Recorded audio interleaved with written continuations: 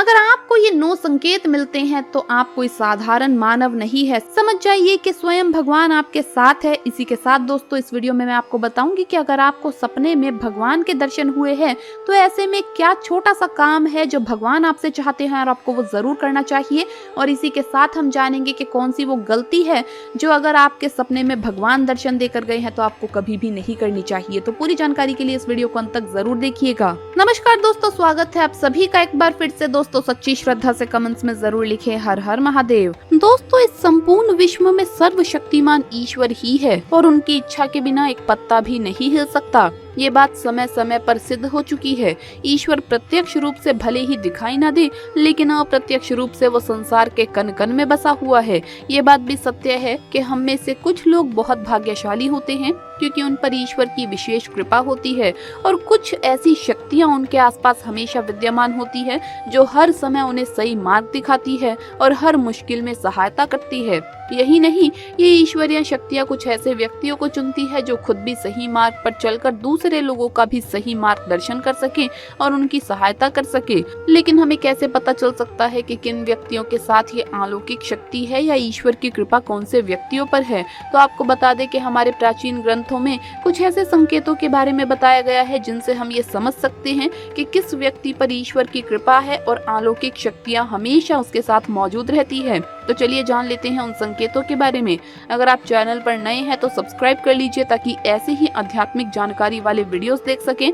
Video को like करें और अपने दोस्तों के साथ शेयर जरूर करिएगा। पहली बात, जिस व्यक्ति में काम, क्रोध, ईर्ष्या, मोह माया, लोभ, अहंकार जैसी भावनाएं ना हो, ऐसे व्यक्ति को ईश्वर की विशेष कृपा प्राप्त होती है। ऐसा व्यक्ति व्यभिचार नहीं करता, क्रोध नहीं करता या उसे अपने क्रोध पर काबू रखना आता है। ऐसा व्यक्ति अपने मुख से कभी गाली गलौज नहीं करता, अपने मन में ईर्ष्या की भावना ना रखकर अपने आचरण और व्यवहार से दया और प्रेम की भावना से दूसरों के साथ पेश आता है। ऐसा व्यक्ति संतोषी वृत्ति का होता है, यानी कि उसे किसी भी वस्तु का अत्यधिक लालच नहीं होता। उसे जितना प्राप्त होता है उसी में वो स्वयं को संतुष्ट मानता है। दूसरी बात, अगर किसी व्यक्ति को सपने में कई बार मंदिर या उसके आसपास का परिसर दिखाई देता है तो शास्त्रों में ऐसे व्यक्ति को भाग्यशाली माना गया है। जिन्हें अपने सपने में ईश्वर का बार बार साक्षात्कार होता है, जिनके साथ ईश्वरीय शक्तियाँ जुड़ी हुई होती है, केवल उन्हें ही सपने में ईश्वर दिखाई देते हैं। भगवान ऐसे व्यक्तियों को कुछ विशिष्ट संकेत भी देते हैं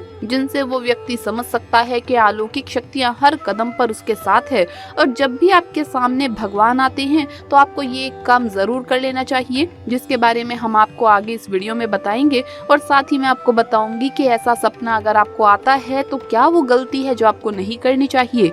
तीसरी बात, जो व्यक्ति अपने दैनिक कार्य से बचा हुआ समय ईश्वर की भक्ति, आराधना और नाम स्मरण में व्यतीत करता है और ईश्वर को ही सत्य मानते हुए उनकी अनुभूति करने में समर्थ होता है, वास्तव में उस व्यक्ति के आसपास ही ईश्वरीय शक्तियों का पवित्र घेरा होता है जिसके कारण उसे ईश्वर का आभास होता रहता है। चौथी बात, जो व्यक्ति समाज के प्रति अपना दायित्व समझते हुए सत्कार्य और पुण्य के काम करता है, मुसीबत में फंसे लोग तथा गरीब और लाचार व्यक्तियों को यथासंभव सहायता करता है, आपदा और विपदा के समय मनुष्य तथा पशु पक्षियों की हर तरह से सहायता करता है, बूढ़े, असहाय और अपंग लोगों की समर्पित भाव से सेवा करना अपना कर्तव्य समझता है, धार्मिक कार्य करता है, ऐसा व्यक्ति वास्तव में समाज के लिए उदाहरण सिद्ध होता है। लेकिन आपको ये बता दें कि हर कोई व्यक्ति ऐसा काम नहीं करता। जिस व्यक्ति के ऊपर भगवान की विशेष कृपा होती है उस व्यक्ति के अंदर ऐसे गुण होते हैं। ऐसा व्यक्ति अंत में मोक्ष की प्राप्ति कर लेता है।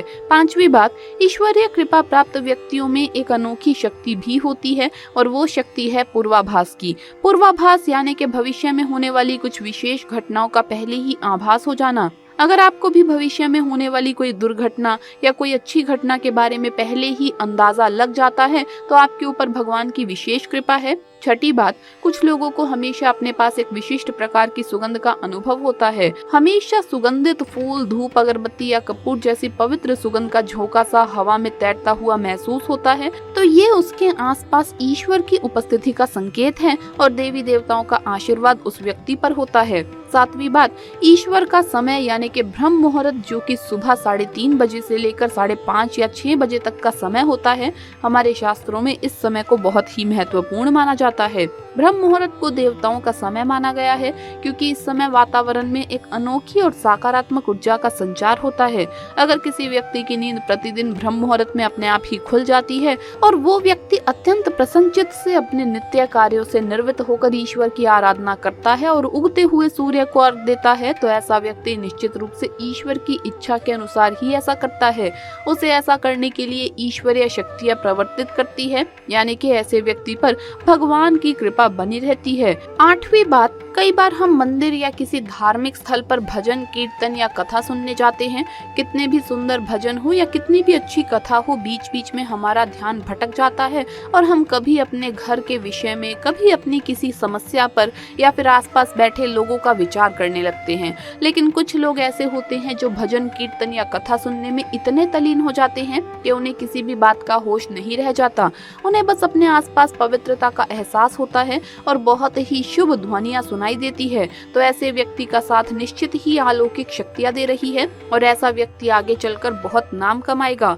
9वीं बात, जो व्यक्ति ईश्वर के चरणों में ही परम आनंद की अनुभूति करता है और ईश्वर भक्ति को ही वास्तविक आनंद मानता है, ऐसा व्यक्ति ना तो कभी दुखी रह सकता है और ना ही किसी को दुख दे सकता है। ऐसे व्यक्ति का मन और मस्तिष्क हमेशा शांत रहता है, जिससे वो कभी भी सत्य और सदाचार के मार्ग से विचलित नहीं होता। यही उसे ईश्वर से मिला हुआ एक विशेष आशीर्वाद होता है, जिससे वो हमेशा समाज में मान सम्मान प्राप्त करते हैं।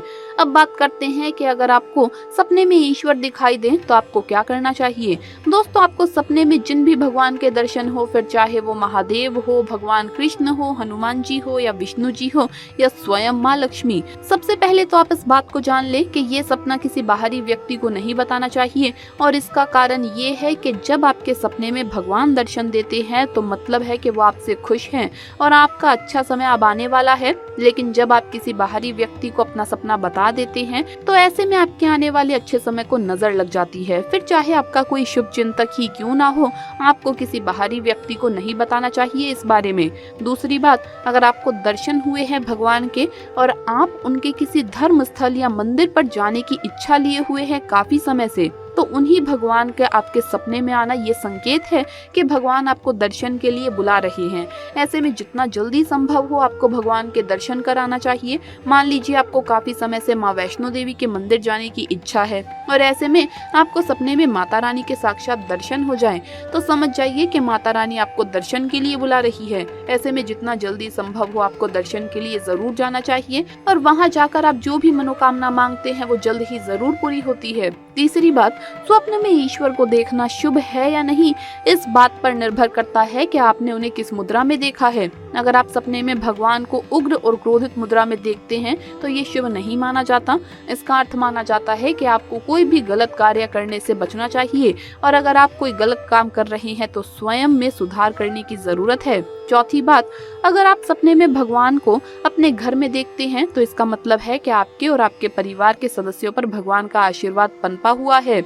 वहीं अगर आप सपने में अपने कार्यस्थल या स्कूल जैसे स्थान पर भगवान को देखते हैं तो इसका अर्थ माना जाता है कि आपको अपने कार्य और शिक्षा के क्षेत्र में परिश्रम करने की आवश्यकता है। तो दोस्तों, ये थे वो 9 संकेत जिनसे हमें पता चलता है कि किस व्यक्ति पर ईश्वर की कृपा है। और अगर आपको भी ऐसे संकेत मिलते हैं तो कमेंट करके अवश्य बताइएगा। वीडियो पसंद आए तो लाइक करके कमेंट में जय श्री कृष्ण अवश्य लिखिए। साथ ही चैनल को सब्सक्राइब करें। जल्द मुलाकात होगी अगली वीडियो में। तब तक के लिए सभी भक्तों को हर हर महादेव, जय श्री कृष्ण।